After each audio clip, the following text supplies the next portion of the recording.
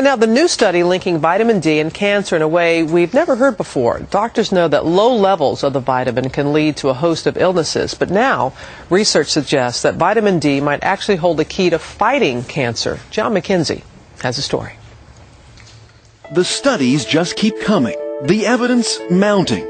Low levels of vitamin D are now linked to so many illnesses, from breast, colon, and prostate cancers, type 1 diabetes and asthma, to multiple sclerosis and heart disease. I even think of vitamin D as the fountain of youth, if you will, in that it allows us to age well. At least that's the hope. And nowhere is the evidence more compelling than here in the laboratory. So all the work here is on vitamin D? Yes, we've got Professor Joellen Welsh has spent the last 25 years studying the powerful effect of vitamin D on cells. These are human breast cancer cells growing in the flask. Taken from a woman who had breast cancer? Yes. Now watch what happens when you add a potent form of vitamin D.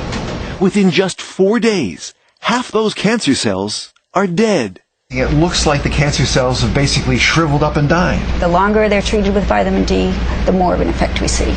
What happens is that vitamin D enters the cells and it triggers this cell death process. It's similar to what we see when we treat cells with tamoxifen. A drug used to treat breast cancer? Yes.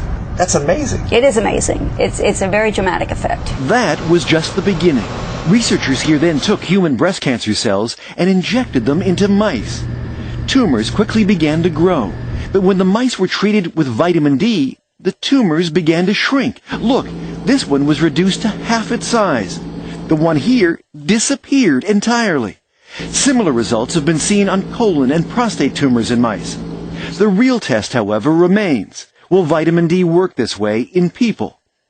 Other lab work is revealing how vitamin D can actually improve the way cells function in the heart and in blood vessels. And the number one killer is vascular disease, and vitamin D makes our arteries more healthy, basically, allows them to age well. Preliminary, tantalizing research on a common nutrient with so much potential.